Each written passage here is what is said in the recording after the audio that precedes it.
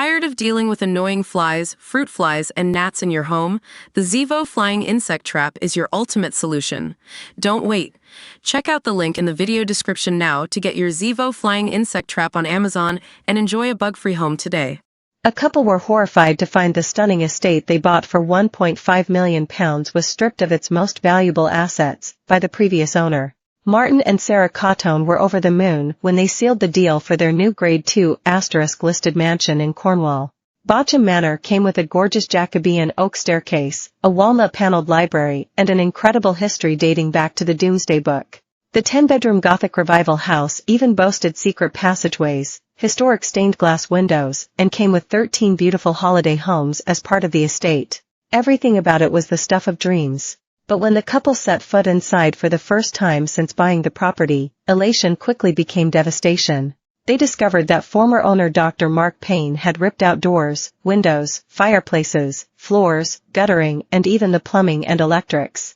3 of the 4 baths were gone and the magnificent stained glass windows had been taken out, as had some of the library's paneling, which had been carved by the same firm that rebuilt the Houses of Parliament. It wasn't just the manor that was stripped bare. The holiday homes were completely gutted and the staircase from the estate's clock tower was torn out by workmen hired by Dr. Payne to make way for builders to get their trucks in and out as the historic house was ripped to pieces. The entrance pillar at the end of the drive was also knocked down. Mr. Cotton said, "I was distraught.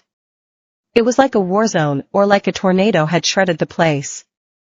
He took pretty much every door handle, tiles off the wall, the locks were removed. There was some very random and bizarre destruction. I don't understand the mentality behind it. It's staggering that you can be that cruel actually." Both Mr. Cotton, a vet and entrepreneur, and his wife had their suspicions something wasn't quite right before they were given the last key to the mansion near Helston after Dr. Payne had made excuses to stop them coming to see it. Despite getting a bad feeling about the deal, they pressed ahead with the sale in an attempt to pursue their dream of turning the estate into holiday cottages and a wedding venue. Describing the moment they saw it for the first time, Mr. Cotton admitted that all of their worst fears had come true. He told the Mail on Sunday last year, "I wanted to close the door, walk away, and put it back on the market and never come back." The couple estimate they have had to shell out another £1.5 million to repair the damage done to the properties they bought in 2014. They reported the damage to the police and Cornwall Council as soon as they discovered it, which prompted a 9-year legal battle. Sellers are prohibited from taking any items attached to the property, such as fixtures and fittings, without consent from the buyers. Local authorities also have to allow permission for fixtures to be removed from a listed building. Dr. Payne was arrested on suspicion of theft, criminal damage, and offences within the Planning Act at his new home in Cumbria by police, who recovered a small number of items in April 2015. The council dropped the case over fears it wouldn't be able to prove Dr. Payne had caused the damage and he was released without charge. Mr. and Mrs. Cotton used historic photographs to show what the property looked like when they agreed to buy it and prove what had been taken.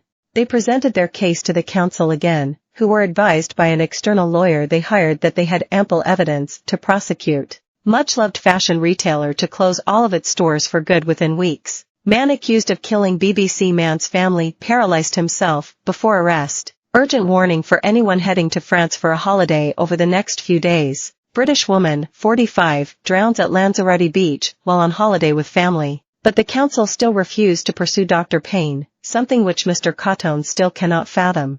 He added, "It's odd that if we were to change a small window without permission they will come after you. But if you destroy a house you are allowed to drive away with no consequences." In March this year, after fighting the case for 9 years, the removed items were finally returned to the Catons after Dr. Payne failed to supply evidence or appear at Truro Magistrates Court for a hearing under the Police Property Act to determine who owned the